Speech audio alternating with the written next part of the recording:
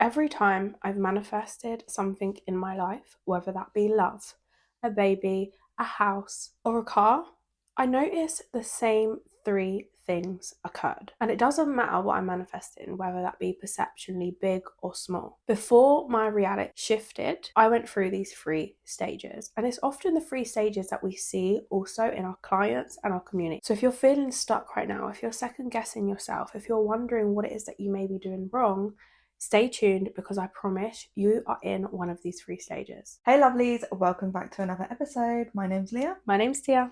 And we are your manifestation sisters, helping you to embody the identity that makes life upgrades inevitable by becoming the wealthy woman at the center of it all. Let's jump into the episode. One of the first things you might notice before your manifestation comes in, before everything starts to change, you're giving a chance to evolve or repeat a same pattern.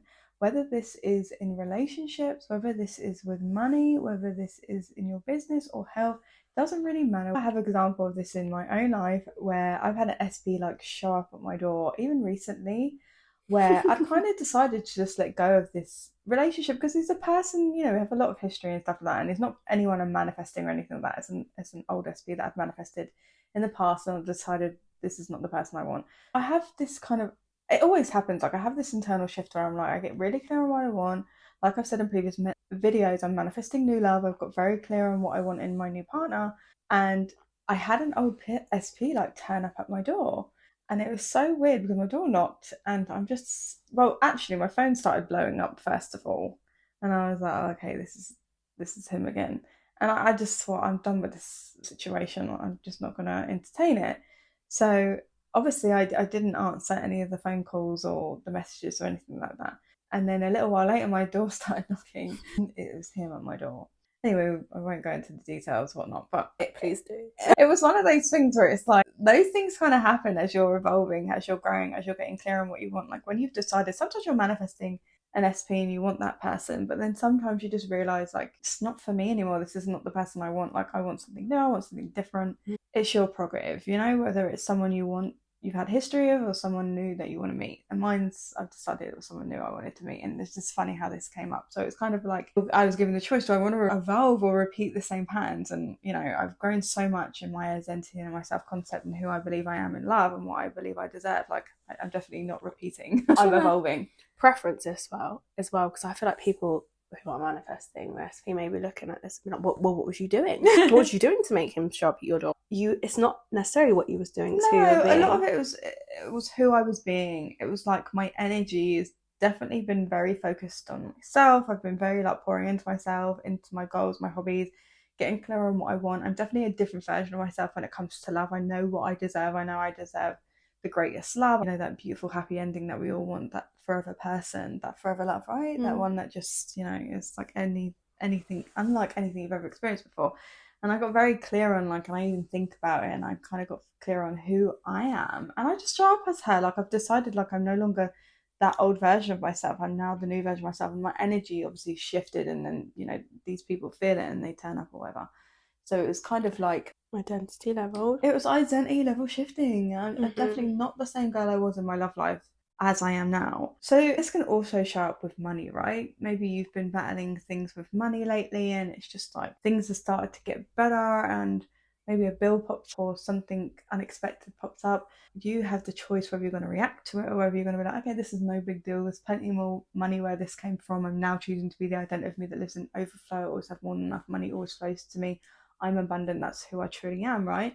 So it's do I want to go down that same path where I might react to something that's coming up for me like that, or do I want to move through it? So you also have the choice there whether you want to repeat the pattern or whether you want to evolve through it. I'll give one more example. When self-doubt whispers louder than ever, right? And sometimes when we're stepping into a new self, choosing a new self-concept, choosing a new identity for ourselves, and it's becoming more familiar. The old self is dying off, but what happens is sometimes it's trying to keep relevant, it's trying to keep survive, because safety isn't that which can be repeated, and we will revert back to sometimes what's familiar, what's been more practiced, what's been more rehearsed. So you might have situations where doubt crops up, maybe in your business or when it comes to money or in your love life, and it's okay, do I want to repeat the same pattern and act the way I usually would, or do I want to evolve past it? We always have a choice. We always have a choice of what direction we want to take. And that is growth. That's the process of becoming a new self. That's the process of the work that you do on your self concept and choosing a new version of self, choosing that new identity. Because we really get to decide, like, this is who I am now, this is what I stand for, this is what goes on in my life, and I don't accept anything less than that, like who now I've chosen to be. So that process of repeat or evolve isn't necessarily about the external circumstance. For Leah, it wasn't about her SP showing up at our door. It's her proving to herself the person she's become. And I've seen it in my own life. I feel like right before I've manifested money or any of these things, I get old reflections. I get reflections of who I once was or who I was claiming to be. And in that moment, you have a choice of, am I going to go down the same route and react the same way, have the same thoughts, the same beliefs, the same feeling state, or choose to react or respond from the version of me that has this stuff, that knows it's meant to be, that knows everything that she wants to start. For a lot of people, they live in that gap of who they currently are and who they want to be. And in order to change that gap, you have to start showing up as this version. If you are currently cycling in old patterns that you want to evolve past, and to stop feeling like you're being inconsistent with yourself. One day you're feeling good, one day you're anchored into identity, and then the next you circle back and you're living from that old version. You're given that opportunity. It's a choice to anchor into the new identity. But for a lot of you, you feel like you make that choice, a 3D circumstance will happen and you revert back to your old self. You snap out of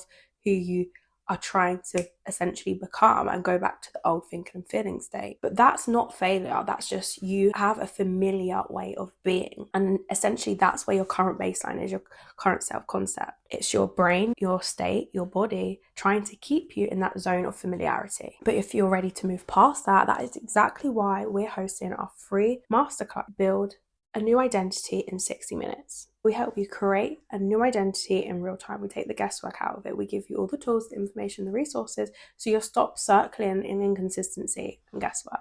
So if you're interested in that, the link is in the description box below. Let's get back into the video.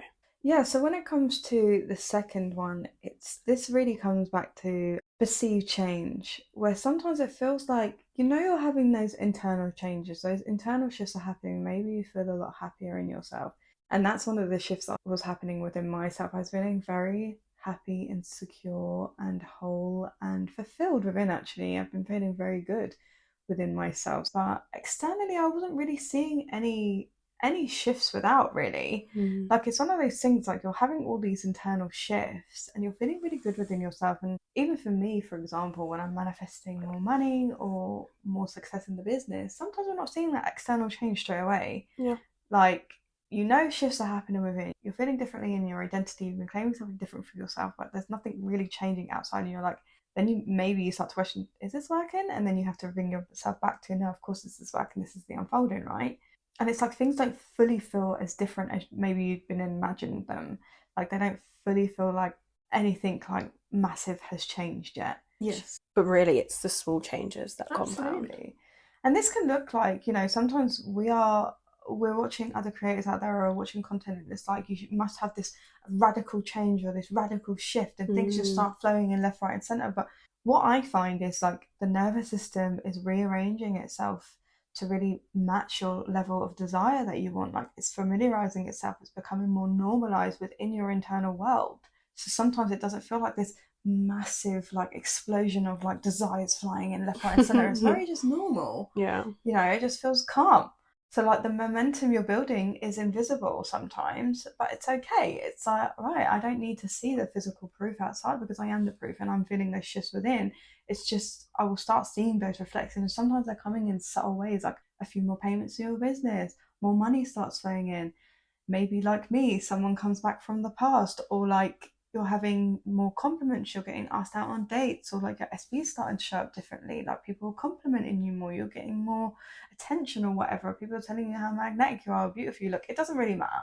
That's all external stuff, but it's kind of like sometimes it's not as big as you thought it would be. Like, sometimes I guess in the space people are like, oh, they just all start flying in. It's different for everyone. Yeah. It's not a true measure of change. Yes, it's not a true measure of change. Absolutely. I think you just hit on a really good thing there. Yeah, because like you said, for me, I think it's normalizing that the tiniest shift internally can create momentum externally.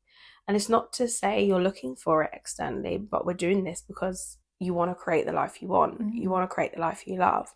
But it's changing your perception of perceived change. We always say manifesting, creating your life is standing in the non-perceived change, but still being confident that you're getting what it is that you want.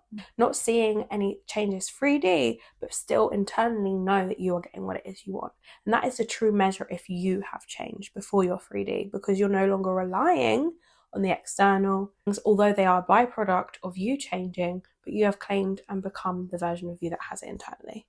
Absolutely, because sometimes, like I said, we're thinking it has to be like this big explosive change. Like all the things that I've manifested have just come from compound changes. Yeah, absolutely. Tiny incremental changes I've continued to make and show up for myself and who I'm deciding to be. And then you look back and reverse engineer everything. It makes it so effortless. I'm not trying, I'm not forcing, I need this thing, but rather, who's that version of me that has it?